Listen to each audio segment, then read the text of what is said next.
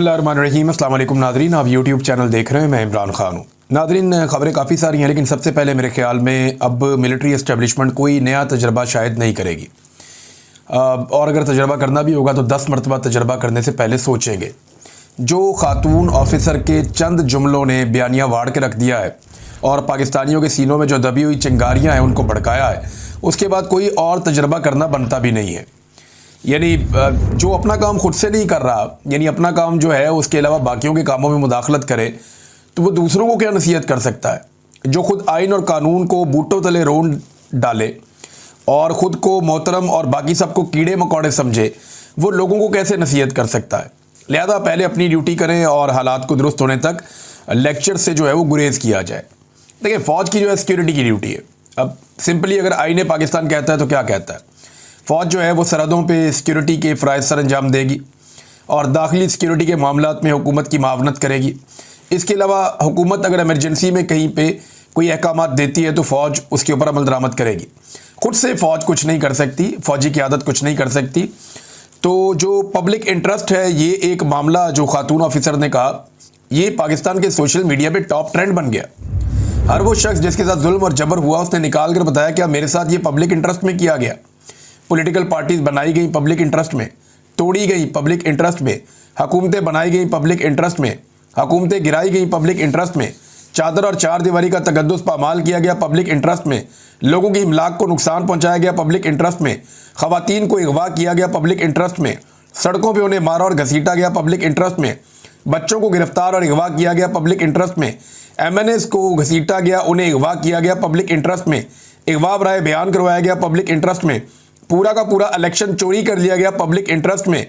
ये बेशुमार ऐसी लोगों ने सैकड़ों चीज़ें मैंने पढ़ी सोशल मीडिया पे, जो लोगों ने निकाल कर बताई। अरकान असम्बली ने बताया कि हमारे साथ जो जुल्म और ज़्यादती हुई, क्या वो पब्लिक इंटरेस्ट था। हमें जो कहा जाता था फलानी पार्टी ज्वाइन कर लो और फलानी पार्टी को छोड़ दो, तो क्या ये पब्लिक इंटरेस्ट था। क्या इद्दत वाला केस पब्लिक इंटरेस्ट में बनाया गया। क्या इमरान खान साहब पे 300 मुकदमात पब्लिक इंटरेस्ट में करवाए गए। तो ये सारा कुछ पब्लिक इंटरेस्ट बिल्कुल नहीं हो सकता। और दूसरा, लोगों ने जो बयानिया वाड़ के रख दिया वो एहतसाब का है। खातून ने कहा कि फ़ौज में एहतसाब है। 4 मरतबा पाकिस्तान की फ़ौज ने मार्शल लॉ लगाया, जर्नैलों ने आइन से गद्दारी की, किसी एक का भी एहतसाब नहीं हुआ। सियासत में मुदाखलत की, किसी एक का भी एहतसाब नहीं हुआ। अभी फैज़ हमीद को पकड़ा हुआ है इंटरनल मामलात में। अगर फैज़ हमीद को सज़ा देनी है तो सियासत में मुदाखलत पर सज़ा दो। अगर फैज़ हमीद को सज़ा देनी है तो सिविलियंस के काम के अंदर मुदाखलत पर सज़ा दो। असल में तो सज़ा ये होनी चाहिए और हर उस फौजी को मिलनी चाहिए जिसने सियासत में मुदाखलत की है, चाहे उसने कल की है, चाहे वो आज कर रहा है। इन सबको निशान इबरत बनाना चाहिए और इन सबको सज़ा मिलनी चाहिए जिसने आइन से गद्दारी की है। तब हम मानेंगे कि पाकिस्तान में इस इदारे के अंदर एहतसाब का एक सिस्टम मौजूद है। और अगर इदारा चलाने के लिए कोई छोटा मोटा एहतसाब किया जाता है, वो तो हर इदारे के अंदर कोई ना कोई सिस्टम होता है, पुलिस में भी है, बाकी इदारों में भी है। लेकिन यहाँ पे क्योंकि मार्शल लॉ 4 मरतबा लगाया गया है, तो 4 में से 1 मरतबा भी एक भी डिक्टेटर के खिलाफ किसी किस्म की कोई कानूनी कार्रवाई नहीं की गई। लोगों ने सैकड़ों मजालिम याद दिला दिए और ये बयानियाँ और दावे जो है उड़ा के रख दिए। लिहाजा आइंदा मुझे नहीं लगता कि मिलिट्री एस्टेब्लिशमेंट इस तरह की कोई लॉन्चिंग करेगी कि किसी खातून को या किसी ऑफिसर को सामने लाया जाए और उसका स्टेटमेंट जज्बाती अंदाज में और बड़े ज़बरदस्त बोलने के अंदाज में जो है पब्लिक के सामने लाया जाए। नहीं, ये सौदा अब नहीं बिकना, बिक गया, बड़ा सौदा बिकना नहीं जड़ा, बहुत सौदा बिक गया जो बिकना था। ये सौदा अब नहीं बिकना। अब आपको सियासत के अंदर से अपना किरदार ख़त्म करना पड़ेगा। अब आपको सियासतदानों के ऊपर मामला छोड़ने पड़ेंगे। जो ब्लडी सिविलियंस हैं, जो कीड़े मकोड़े हैं, उन्हें मौका देना पड़ेगा कि वो मुल्क को चलाएं, क्योंकि कीड़े मकोड़े अब ये समझ गए हैं कि उनकी औकात क्या है। नाज़रीन, दूसरी एक और ख़बर है, ये बड़ी ख़बर और बहुत तेज़ी से फैलाई जा रही है। कुछ ख़बरें इसके तनाजुर में अभी मार्केट में आ रही हैं और ये कहा जा रहा है जी मुज़ाकरात हो रहे हैं, बैकडोर चैनल चीज़ें चल रही हैं, एस्टेब्लिशमेंट ने फैसला कर लिया कि शायद वो इमरान खान को छोड़ दे। ऐसी कहानियाँ सुनाई जा रही हैं। ये होता कब है? 2 किस्म की खबरें फैलाई जा रही हैं। एक तो ये है कि पाकिस्तान तहरीक इंसाफ के कोई मुज़ाकरात की तरफ मामला चल रहे हैं। जनाब नवाज शरीफ साहब भी मैदान में आ गए। कामरान शाहिद साहब ने खबर दी कि जनाब नवाज शरीफ तो चाहते हैं कि मुज़ाकरात हो जाएं, वो अडियाला जेल जाने के लिए भी तैयार हैं, वो वहाँ जाना चाहते हैं। राना सनाउल्लाह ने भी ऐसे ही बातें की, कुछ और लोग भी कर रहे हैं। थोड़े दिन पहले जो है वो एक नून लीग से मुंसलिक एक सोशल मीडिया चैनल है, उसने भी इस तरह की खबरें दी थी। खबरें क्यों दी गई? देखिए, मियाँ नवाज शरीफ साहब ने अगर अडियाला जेल जाना है तो वहाँ जाके उन्होंने बेइज्जती करवानी है ना। भाई एक आदमी को आपने जाली मुकदमात में जेल में डाला हुआ है और अब जाली हुकूमत बनाकर मुसल्लत हो गए हैं, और अब जाके उस आदमी से आप क्या बात करेंगे? क्या आप उस आदमी से ये बात करेंगे चलो कोई बात नहीं हमारी हुकूमत चलने दो, या आप उस आदमी से जाके ये बात करके जनाब हुकूमत हम ख़त्म कर देते हैं, नए इलेक्शन की तरफ जाते हैं, आइए मिलके कुछ कर लें? देखिए मेरा ये मानना है कि अगर इमरान खान साहब को, जिन्हें वो समझते हैं कि पाकिस्तान के सबसे बड़े दुश्मन है, उनके साथ बैठ के भी फौज को सियासत से बाहर निकालने का मौका मिले तो इमरान खान को इस मौके का फ़ायदा उठाना चाहिए। लेकिन नवाज शरीफ साहब जो इस वक्त सांस भी अपनी मर्जी से नहीं ले सकते, वो अडियाला जेल चले जाएंगे इमरान खान को मिलने के लिए? ऐसा लगता नहीं है। अगर चले जाए तो बड़ी हैरत की बात है, लेकिन वो जब जाएंगे तो वो एस्टेब्लिशमेंट की मर्जी से जाएंगे, उनकी मर्जी के बगैर वो जा नहीं सकते। नंबर 2, एक और बड़ी इंपॉर्टेंट चीज़ है जिसे मैं ज़हन में रखना पड़ेगा। नवाज शरीफ साहब को अगर वाकई इदराक हो गया है कि उनसे गलती हो गई और इमरान खान के साथ बैठकर बात करना है, तो फिर गुडविल जेस्चर के तौर पे नवाज शरीफ साहब यास्मीन राशिद साहबा को रिहाई दिलवाएं जाली मुकदमात से, उनसे माजरत करें और उनकी सीट उन्हें वापस कर दें। ये बड़ा ज़बरदस्त नुक्ता आगाज़ हो जाएगा कि कम से कम मियाँ साहब ने अपनी जाली नशिस्त छोड़ दी जो जाली फॉर्म 47 पे उन्होंने ली हुई है, और वो यास्मीन राशिद साहिबा से माजरत करके उन्हें बाहर ले आए। तो यहाँ से एक ग्राउंड बन जाएगी कि मियाँ साहब को अब समझ आ गई है, और ऐसा इमरान खान साहब को भी महसूस होगा कि मियाँ साहब अब एस्टेब्लिशमेंट के चुंगल से निकलकर को मुज़ाकरात वाकई करना चाहते हैं और एस्टेब्लिशमेंट का पत्ता काटना चाहते हैं। लेकिन मियाँ साहब ऐसा क्यों चाहेंगे? देखिए मियाँ साहब ने अपनी बेटी को ज़बरदस्ती बगैर मैंडेट के वज़ीर आला पंजाब बनवाया, अपने भाई को ज़बरदस्ती 17 सीटों के ऊपर पाकिस्तान का वज़ीर आज़म बनाया, ना सिर्फ वज़ीर आज़म बनाया बल्कि 2/3 अक्सरियत भी दिलवा दी। एक बड़ी ज़बरदस्त इक्वेशन जो है वो सोशल मीडिया में चल रही थी कि 17 सीटें जमा public interest is equal to 2/3 अक्सरियत, कि जब 17 सीटों के अंदर पब्लिक इंटरेस्ट जमा हो जाता है ना मिलिट्री एस्टेब्लिशमेंट का, तो उन दोनों के जमा होने से बनती है 2/3 अक्सरियत, जो शहबाज शरीफ साहब को अभी तक दिलवा दी गई है। देखिए ये किया कब जाता है? एक तो कहा जा रहा है जी बैक डोर भी चीज़ें चल रही हैं, कोई मुज़ाकरात हो रहे हैं, कोई इधर उधर। एक असद कैसर साहब की मुलाकात हुई और इस पर एक ट्वीट है वो शाहिद असलम साहब का, उन्होंने कुछ इशारे दिए कि सऊदी सफीर की PTI समेत अहम मुलाकातें, आर्मी चीफ का दौरा है अमेरिका, और अब एस्टेब्लिशमेंट के अहम खिलाड़ी भड़कती हुई ब्रेकिंग न्यूज़ दे रहे हैं कि इमरान खान से मिलने नवाज शरीफ अडियाला जेल जा सकते हैं। ऐसा हुआ तो मुल्क के लिए अच्छा होगा, लेकिन ऐसी किसी भी पेशरफ्त में अमेरिका, बरतानिया और सऊदी अरब का कलीदी किरदार हो सकता है। देखिए ये खबरें कब आती है बहुत तेज़ी से। याद रहे इमरान खान ने कभी भी अवामी दबाव के बगैर या अवामी प्रेशर के बगैर जेल से बाहर नहीं आना। मौजूदा जो एस्टेब्लिशमेंट है वो इमरान खान से खाइफ है और वो कभी भी इमरान खान का सामना नहीं कर सकती। जब भी कोई तहरीक चलने की बात होती है तो फौरी तौर पे इस किस्म के शोशे छोड़ दिए जाते हैं। देखिए ये वक्त पाकिस्तान तहरीक इंसाफ के लिए तहरीक का ग्राउंड बनाने का है, तहरीक का मोमेंटम खड़ा करने का वक्त है। तहरीक इंसाफ को इसके ऊपर काम करना, और इस वक्त जब तहरीक का मोमेंटम बनता है एन उस वक्त, इससे पहले जब अक्टूबर था या सितंबर में अक्टूबर में एक तहरीक चल रही थी, जब नवंबर वाली तहरीक थी तब भी यही बातें की गई, यही चीज़ें की गई कि इमरान खान की बात हो रही है, मुज़ाकरात हो रहे हैं, एस्टेब्लिशमेंट ये सोच रही है, एस्टेब्लिशमेंट इमरान खान को छोड़ना चाहती है। ये अमेरिका वाला एपिसोड होने से पहले जब तहरीक इंसाफ एक मोमेंटम बना रही थी तहरीक का, तब भी कहा जा रहा था कि बस 1.5 महीना दे दें, इमरान खान साहब बाहर आ जाएंगे। ओवरसीज पाकिस्तानियों को बाहर से डॉक्टरों को बुलाकर उनके साथ DGI ने वादे करना शुरू कर दिए। ये सारी चीज़ें हुई हैं ना यहाँ पे पाकिस्तान में, और रिपोर्ट भी हुई है। तो ये सब कुछ जब भी पाकिस्तान तहरीक इंसाफ एक तहरीक की तरफ बढ़ती है, एक अवामी दबाव बनाने की कोशिश करती है, एक मोमेंटम खड़ा करती है, तो उसके मुकाबले में ये खबरें दी जाती है कि जनाब नहीं ये वहाँ पे ये हो रहा है, फलाना फलां के साथ मिल रहा है, फलाने मुज़ाकरात कर रहे। वो भी मुज़ाकरात करने हैं तो करो, मुज़ाकरात तो इमरान खान साहब कहते हैं करने चाहिए, बड़ी अच्छी बात है, लेकिन हुकूमत ये बताए कि उसके बाद इख्तियारात हैं। क्या वो इमरान खान साहब की मुलाकात भी करवा सकते हैं मुज़ाकराती टीम से? तो वो नहीं करवा सकते, उनके पास तो इख्तियारात ही नहीं है। जब उनके पास इख्तियारात नहीं है तो मुज़ाकरात क्या करवाएंगे? इसीलिए इमरान खान साहब कहते हैं जिनके पास इख्तियार है मुज़ाकरात उनसे करो, बात उनसे करो। जैसे डोनाल्ड ट्रंप ने फील्ड मार्शल को बुलाया, उनसे बात की, उन्हें पता था बाकी सारे हड़दली हैं, इस आदमी के पास इख्तियार है, इसको बुला लो, बात करते हैं इससे। इसी तरह इमरान खान भी यही कहता है कि भाई जिस आदमी के पास इख्तियार है, जिसके पास सारा कंट्रोल है, उसको बुलाओ, बिठाओ, उसके साथ बात करो कि भाई क्या करना है, अब मुल्क को कैसे आगे लेकर चलना है। बेड़ा गर्क हो गया हर चीज़ का, और बेड़ा गर्क कैसे हुआ है मैं आपको बाद में बताता हूँ। ये लफ्ज़ आप याद रखिएगा कि बेड़ा गर्क हो गया, मैंने आपसे कहा। आगे आप ये देखें कि तहरीक इंसाफ तहरीक चलाने के लिए जो आपको ग्राउंड पे चीज़ें चाहिए होती हैं वो सारी मुकम्मल है। इस वक्त बदतरीन महंगाई है, खौफनाक बजट हुकूमत ने पेश किया है IMF का दिया हुआ, जिसने लोगों की कमर तोड़ दी है। अमीर आदमी के लिए आसानियाँ पैदा की जा रही हैं, गरीब आदमी जिनकी तादाद बहुत ज़्यादा है उनके लिए मुश्किलात पैदा की जा रही हैं। पाकिस्तान तकरीबन आधे पाकिस्तानी इस वक्त गुर्बत की लकीर से नीचे चले गए हैं। किसान मुकम्मल तौर पर तबाह हो चुका है, बेरोजगारी अपने उरूज पे है, 6% वाली बेरोजगारी 22% पे पहुंच गई है। मईशत तबाही के दहाने पर खड़ी है, बल्कि तबाह हो चुकी है। बैड गवर्नेंस पाकिस्तान में अपनी जगह पे है। हुकूमत की मकबूलियत इतनी ज़मीन बोस हो गई है कि अब ये लैट्रीनों के ऊपर और हर चीज़ के ऊपर अपना नाम लिखवाते हैं, अपनी शक्ल छपवाते हैं। अपोजिशन जो है वो इस वक्त मकबूल है। इमरान खान साहब की मकबूलियत का तोती बोलता है। ये फौज ने सर्वे करवाया अली अमीन के मुताबिक, उसमें इमरान खान साहब की मकबूलियत 88% आई है। अब बस एक मोमेंटम बनाने की ज़रूरत है। ये सारे लोग छिड़े हुए हैं, बहुत परेशान हैं, बहुत इस हुकूमत से खाइफ हैं।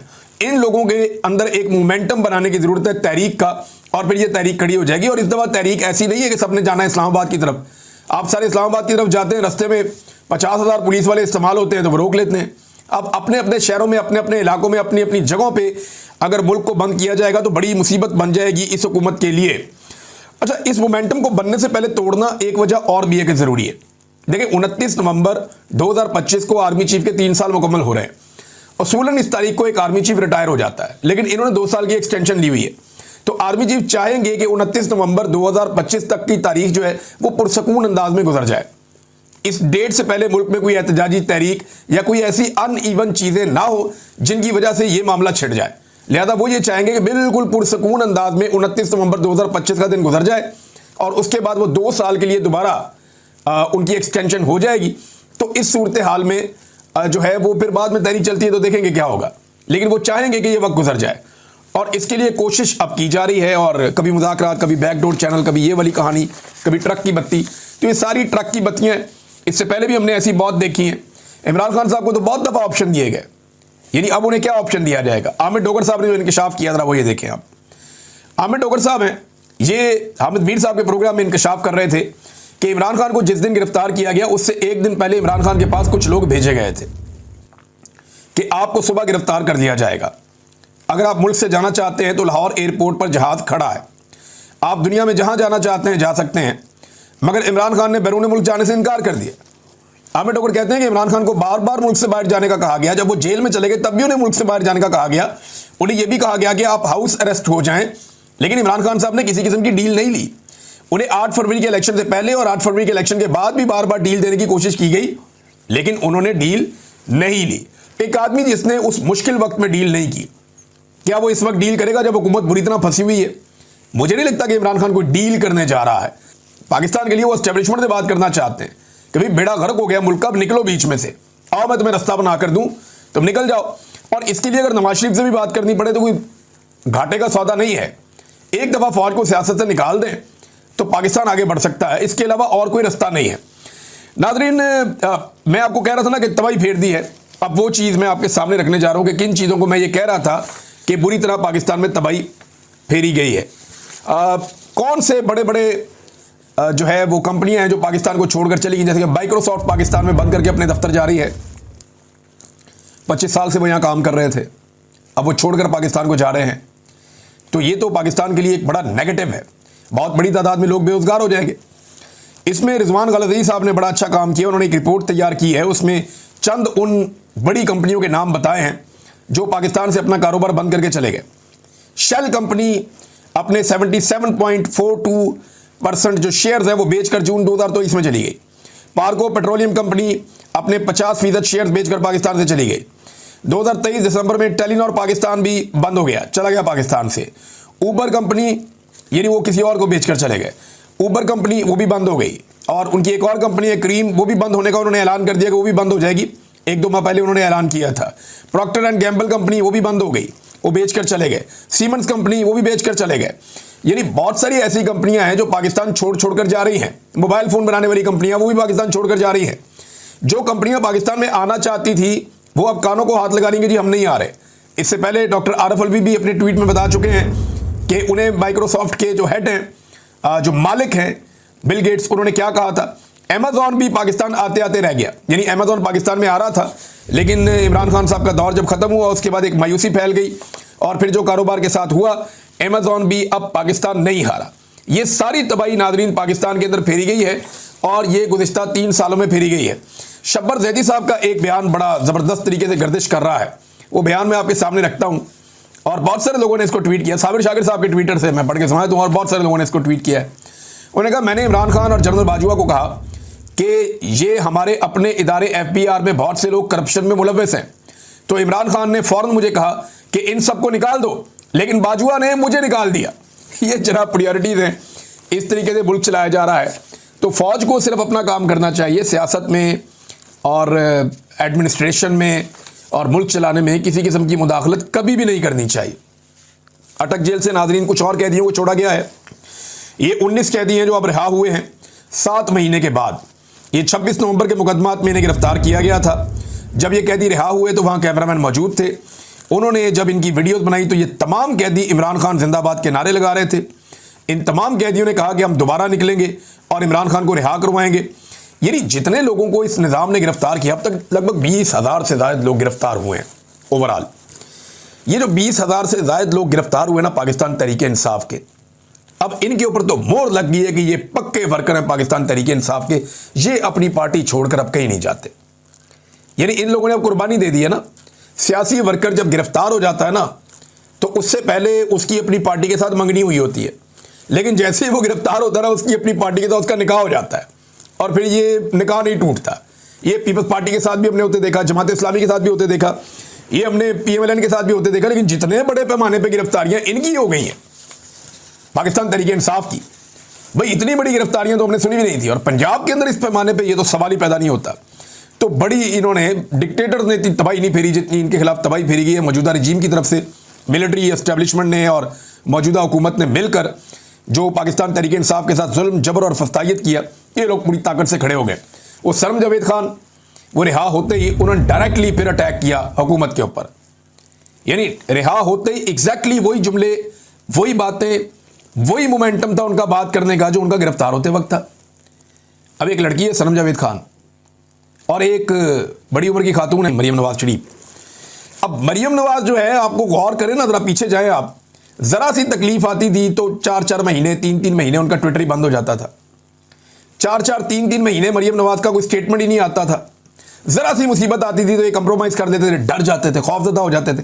जैसे इन्हें थोड़ा सा आसरा मिलता था कहीं से एस्टेब्लिशमेंट से, ये फिर आगे एक कदम आके चढ़ जाते थे। जनरल बाजुआ पीछे पीछे इनको थोड़ा सा आलाशेरी देता रहता था। हालांकि फौज के खिलाफ जो स्टेटमेंट भी इन्होंने दिए थे वो जनरल बाजुआ के आशीर्वाद से दिए थे, क्योंकि जनरल बाजुआ ने रजीम चेंज करना था, उनको इस बात का आइडिया था, वो इसे प्लान कर रहे थे, उन्हें एक एक्सटेंशन और चाहिए थी, जो ख्वाजा आसिफ और ये सारे लोग अब बताते हैं कि जनरल बाजुआ एक्सटेंशन मांग रहा था, हमने उसको दी नहीं। तो जनरल बाजुआ की हलाशेरी से ये स्टेटमेंट वगैरह देते थे, लेकिन जैसे ही जरा सी मुश्किल होती थी ये अपने ट्विटर अकाउंट बंद करके भाग जाते थे। पाकिस्तान में कुछ भी होता रहता था, कुछ भी नहीं बोलते थे।